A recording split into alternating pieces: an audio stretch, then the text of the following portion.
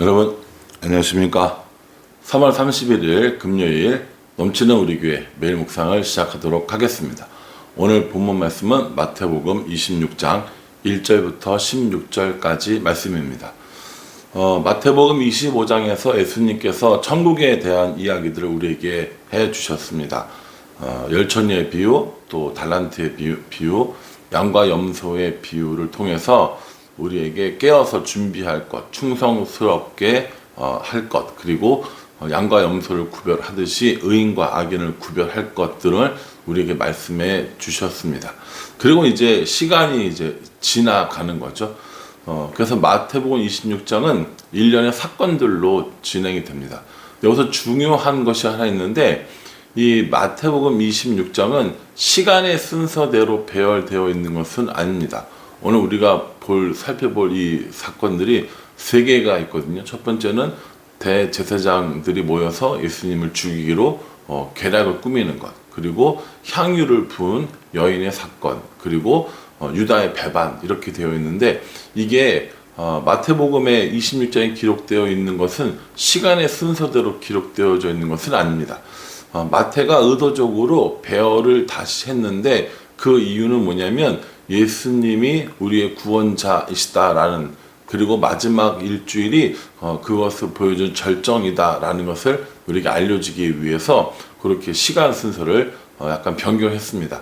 이건 뭐 일부러 나쁘게 하려고 한 게 아니라 우리에게 잘 설명해 주기 위해서인 거고요. 유대인들에게 잘 설명해 주기 위해서입니다. 왜냐하면 마태복음을 쓴 시점이 이제 예수님이 부활하시고 승천하신 이후이잖아요. 그러니까 그때 보니까 이렇게 진행됐구나 라는 것을 마태가 깨닫고 그 순서에 따라서 기록하면서 유대인들에게, 그리고 우리에게 알려준 것이다 하고 생각하시면 됩니다. 그러니 시간 순서가 아니라 사건의 어떤 배열, 관점의 배열이라고 생각하시면서 읽으시면 되겠습니다. 그래서 먼저 이 사건들을 살펴보고, 그러면 시간의 순서대로 어떻게 진행되어지는지도 한번 살펴보도록 하겠습니다.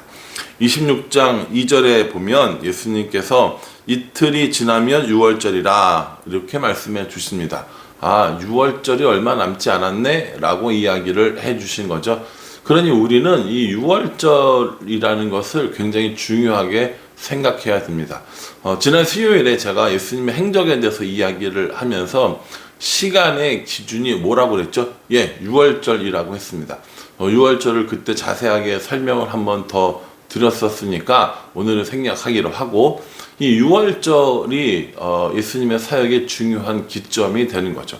예수님께서 6월절을 이틀 남겨두고 이제 6월절에 예수님이 잡히실 것들에 대해서 이야기를 해주는 그 상황에 대제사장 집에 모여서 모의가 진행됩니다. 3절에 그때 대제사장들과 백성의 장로들이 가야바라 하는 대제사장의 관정에 모여, 이렇게 얘기합니다. 그러니까 예수님이 이제 이틀 뒤면 6월절이야 라고 이야기할 시점에 대제사장의 집에서는 이러이러한 모의가 있었다고 하는 겁니다. 제가 말씀드렸지만은 예수님이 돌아가시는 그 당시 6월절은 목요일이었습니다. 계산해 본 거죠, 학자들이. 그러니까는 수, 화요일 날쯤 아마 예수님 이런 얘기를 하셨고, 또 이 대제사장들도 아마 그때쯤 이렇게 일을 벌린 것 같습니다. 어쨌든 간에 대제사장 관정에 모였는데, 그 대제사장이 누구냐면 가야바라는 사람입니다. 이 가야바는 AD 18년에서 36년까지 대제사장으로 재직을 했습니다. 이 사람이 누구냐면 안나스라고 하는 대제사장의 사위입니다. 여러분, 제가 전에 한번 설명드렸습니다. 대제사장은 한 명이어야 하고, 그 사람이 죽으면 장남이 이어받아서 종신토록 하는 것입니다. 근데 로마에 의해서 임명받았기 때문에 대제사장이 한 명이 아니라 여러 명이 있는 것이죠. 그러니까 지금 대제사장은 가야바, 전임 대제사장은 안나스, 둘의 관계는 아버지와 아들이 아니라 장인과 사위의 관계였다는 겁니다. 그러니 그 당시에 이런 종교적인 이런 직분들이 얼마나 로마에 의해서 좌지우지 됐는가를 보여주는 단적인 사건입니다. 그래서 성경은 계속 대제사장들이라고 이야기를 합니다. 그러니 전임 대제사장, 현직 대제사장, 그리고 그들의 가문까지 포함해서 지금 어디에 모였다는 겁니까? 가야바의 집에 모였다는 겁니다. 거기서 예수님을 죽이기로 계략을 꾀하고 있는데 왜 이때 이 6월절에 안 하냐면 밀란이 일어날까 두려워서라고 얘기합니다. 6월절에 사람들이 많이 모였는데 예수님을 체포해서 죽이면 문제가 생길 것 같으니까는 6월절이 끝난 다음에 하자라고 이야기합니다. 6월절은 목요일이라고 했잖아요. 목요일 저녁부터 6월절이 시작된다고 했었습니다. 그러니 목요일 6월절이 끝나고 난 무교절이 시작되는 그때로부터 예수님을 죽이려고 했다라는 것이죠. 이것이 이제 예수님의 죽음에 대한 시간적인 순서입니다. 다음 주에는 이걸 좀 더 자세히 수요 예배 때 설명을 해드린다고 말씀드렸습니다. 그때 한번 살펴보도록 하겠습니다. 두 번째 사건은 향유 사건입니다. 베다니 나병 환자 시몬의 집에 계실 때에 한 여자가 매우 귀한 향유 한 옥합을 가지고 나와서 예수님의 머리에 붓습니다. 요거랑 이제 병행구절 같은 사건을 기록한 성경이 요한복음 12장입니다. 이 요한복음 12장에 보면 이 향유를 부은 사람은 마리아이고 이 마리아는 마르다와 나사로의 남매입니다. 그러니까 마르다, 나사로, 마리아 이렇게 있는데 이 중에 마리아는 전에 잔치 때 번잡하게 해서 책망 들었던 그 사람이고요. 마리아는 예수님의 발밑에 있었다가 칭찬 들었던 사람인 거죠. 말씀을 잘 들어서. 그런 걸 이제 그 마리아가 예수님께 와서 향유를 붓습니다. 이 향유는 어떤 것이었냐면 나드라고 하는 풀에서 나온 향수인 거죠. 일종의 향기가 나는 풀을 이제 이렇게 가공해가지고 향유로 만든 건데 굉장히 비싸다고 합니다. 얼마 정도 비싸냐면 요한복음에 보면은 300데나리온 정도 된다고 했습니다. 그러니까 300데나리온이면 300일치 임금입니다. 얼추 따져보면 1년치 연봉인 거죠. 여러분이 1년치 연봉이라고 생각하시면 돼요. 1년 연봉짜리 향유를 가져다가 예수님에게 붓고 자기의 머리카락으로 발을 닦이고 이러니까 제자들이 난리가 난 거예요. 아니 그 비싼 향유를 갖다가 어떻게 이렇게 낭비하냐면서 막 화를 낸 거죠. 특별히 누가 더 화를 냈습니까? 요한복음에 보면 가룟 유다가 화를 더 많이 내죠. 이거 가난한 사람들에 팔아서 주면 얼마나 좋을 텐데 이걸 여다가 지금 허비하냐면서 막 화를 낸 거죠. 예수님이 그 여자에게 뭐라고 하지 마라 라고 하면서 하시는 말씀이 뭐냐면 이 사람은 내 장례를 준비하는 것이다 라고 얘기합니다. 제자들은 향유를 붓는 여인을 향해서 뭐라고 얘기했냐면 너 이거 무슨 의도를 가지고 이러는 거야 라고 이야기를 하거든요. 그 말씀이 8절에 있습니다. 제자들이 보고 분개하여 이르되 무슨 의도로 이것을 허비하느냐. 어떤 의도를 가지고 있는 거지 왜 이거 허비해? 라고 물어보는 제자들 향해 예수님께서 이 사람은 지금 내 장례를 준비하는 거야. 그러니 그냥 둬. 앞으로 너희들이 이 사건을 이야기할 때 이 여자의 이름이 두고두고 이야기 될 거야. 라고 이야기를 하고 계시는 겁니다. 예수님의 이렇게 향유 붓는 사건이 일어나고요. 그리고 세 번째 일어난 사건은 유다가 배반을 합니다. 유다가 은 30세겔로 예수님을 팔아넘기죠. 대제사장들에게 팔아넘기는데 이 은 30세겔은 그 환산하면 120데나리온 정도 된다고 합니다. 아까 말씀드렸죠. 1데나리온은 하루 품삯이라고. 이 120데나리온은 그 당시에 노예 한 명의 몸값이었다고 합니다. 그러니 이 대제사장들은 이 유다에게 배반하러 온 유다에게 노예 한 명의 몸값을 쳐준 거고요. 이건 스가랴서 11장 12절 말씀에 의하면 이미 예언되어져 있는 팔리는 몸값이 은 30세겔이라는 것, 은 30개라고 이렇게 예언되어져 있는 것들을 성취한 것이라고 볼 수 있습니다. 26장에 들어오면서 세 가지 사건을 말씀드렸습니다. 대제사장들이 모의하는 사건, 그리고 향유를 붓는 사건, 그리고 가룟 유다가 배반하는 사건을 이렇게 얘기했는데, 요거 시간 순서대로 따져보면 첫 번째는 이 향유를 붓는 사건이 일어납니다. 요거는 이제 예루살렘 성전에 들어오기, 예루살렘 성에 들어오기 이전의 일이니까요. 그 향유를 붓는 사건이 일어나고 예루살렘 성에 들어오고, 그리고 대제사장들이 모의를 하면서 이렇게 예수님을 죽이려고 하고, 그 뒤를 이어서 가룟 유다에 배반하는 사건이 나오게 되는 겁니다.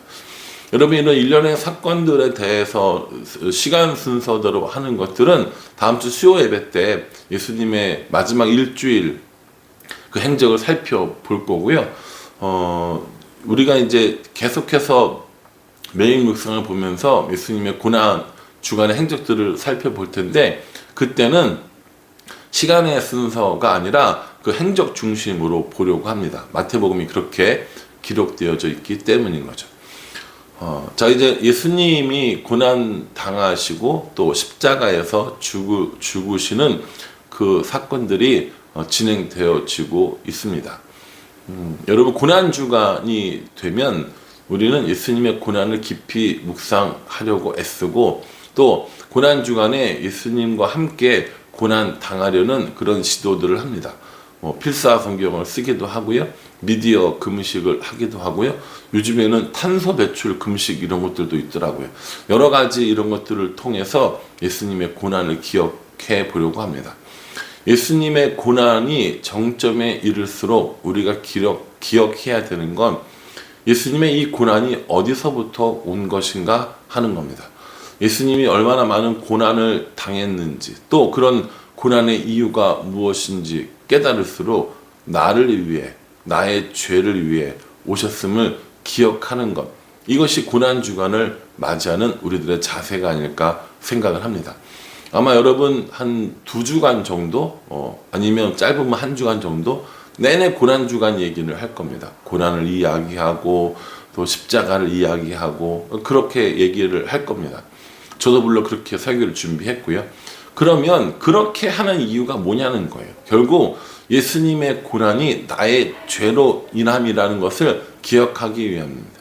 내가 예수님의 고난에 동참한다고 이야기하지만 실상 예수님의 고난은 나의 죄 때문이라는 겁니다. 그러니 나의 죄를 지시고 나의 죄를 가지고 십자가를 지신 그 예수님을 기억하는 시간이 고난 주간이어야 되고, 그 예수님의 고난이 결국 나의 죽음이라는 사실을 기억해야 되는 겁니다. 그래서 우리의 죄가 더 깨달아질수록 예수님이 더 필요하다는 사실을 기억할 필요가 있습니다. 앞으로 당분간 이 예수님에 대해서 수요 예배 때 좀 더 살펴볼 거여서 그때 더 자세히 이야기하겠지만, 이런 고난 주간을 이렇게 지내면서 예수님의 고난이 결국 나의 죄로 인한 것이구나 라는 것을 기억하시면 좋겠다라는 생각을 합니다.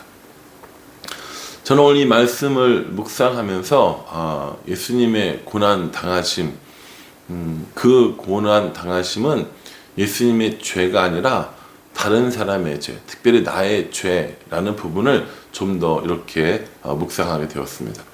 대제사장에게 모함 받으실 만한 분이 아닙니다. 장례 받으실 만한 분도 아닙니다. 유다에게 팔릴 만한 분도 아닙니다. 그럼에도 불구하고 다른 사람을 위하여, 특별히 나를 위하여 고난 받으신 그 예수님을 기억하면서 나의 고난도 나의 잘못, 나의 죄로 인함이 아니라 다른 사람을 사랑하는 마음, 다른 사람을 위하는 그런 마음이었으면 좋겠다라는 생각을 해봅니다. 여러분, 저는 예수님이 아닙니다. 그래서 누군가의 죄를 담당하고 이럴 수 있는 사람은 아닙니다. 그런 의도로 말씀드리는 것이 아니라, 고난 받는 것이 나의 죄 때문이거나 나의 잘못 때문이 아니라 그래도 다른 사람들을 좀 사랑하는 마음, 그래도 다른 사람들을 배려하는 마음이 있었으면 좋겠다라는 의미입니다. 그래서 남들을 위해서 내가 고난 당하고 내가 담당해야 될 것들은 무엇인지 다시 한번 생각해보고 묵상하는 그런 시간이 되었으면 좋겠다라고 생각합니다. 여러분들은 어떤 묵상 하셨나요? 여러분들의 묵상과 적용이 잘 지켜져서 말씀이 우리를 인도하는 삶을 살아갈 수 있기를 주님의 이름으로 축복합니다. 기도하겠습니다. 하나님, 예수님을 죽이려고 하고 또 향유 사건이 일어나고 유다가 배반합니다. 이러한 일련의 사건들은 예수님의 고난이고 그 고난이 나를 위한 고난임을 잘 알고 있습니다. 그러니 나를 위해 고난 받으신 예수님의 고난을 기억하며 나도 누군가를 위해 희생하고 또 헌신하는 그런 시간 될 수 있도록 인도하여 주시옵소서. 하나님, 감히 고난이라는 말을 입에 올리기도 부끄러울 만큼 죄인된 저의 모습이고 또 우리들의 모습입니다. 우리를 위해 십자가 지신 예수님을 깊이 묵상하며 살아갈 수 있도록 인도하여 주시옵소서. 예수님의 이름으로 기도합니다. 아멘. 예, 여러분 또 오늘 하루도 예수님을 깊이 묵상하면서 그 말씀 안에 살아갈 수 있기를 주님의 이름으로 축복합니다. 감사합니다.